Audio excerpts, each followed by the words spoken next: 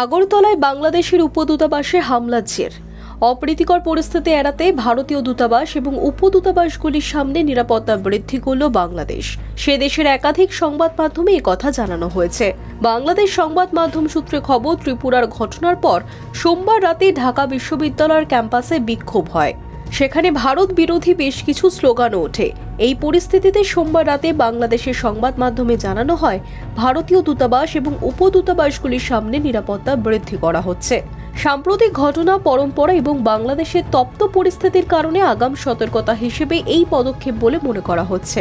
বাংলাদেশের সন্ন্যাসী চিন্ময় কৃষ্ণ দাসের গ্রেফতারি এবং সে দেশের সংখ্যালঘুদের উপর অত্যাচারের অভিযোগ গত কয়েকদিন ধরেই দুদেশের সাধারণ মানুষের মধ্যে উত্তেজনা বৃদ্ধি পেয়েছে। সংখ্যালঘুদের উপর আক্রমণের নিন্দা জানিয়েছেন ভারতীয়রা। সমাজ মাধ্যমে দুদেশের সাধারণ নাগরিকদের মধ্যে বাকযুদ্ধ চরমে।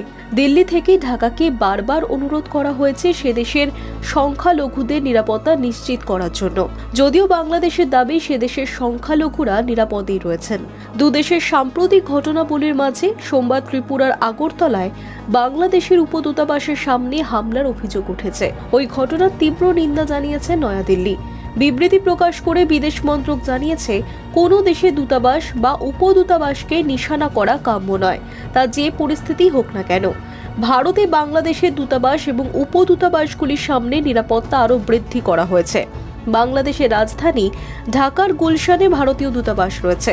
সোমবার ঢাকা বিশ্ববিদ্যালয়ে বিক্ষোভ এবং স্লোগানের পরে গুলশানে ভারতীয় দূতাবাসের সামনে নিরাপত্তা আরও বাড়ানো হয়েছে সে দেশের প্রশাসনের তরফে।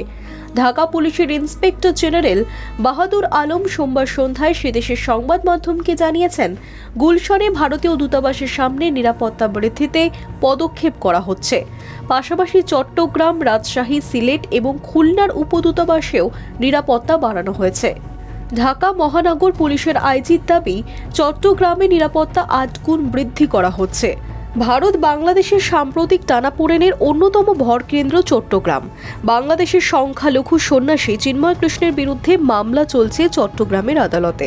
মঙ্গলবার ফের তার জামিন মামলার শুনানির কথা। ত্রিপুরার খবর ছড়িয়ে পড়ার পর সোমবার রাতে চট্টগ্রামেও বিক্ষোভ হয়েছে। শুধু ঢাকা বা চট্টগ্রামই নয়, বাংলাদেশের একাধিক জেলায় সোমবার রাতে বিক্ষোভ হয়েছে। Hi news network.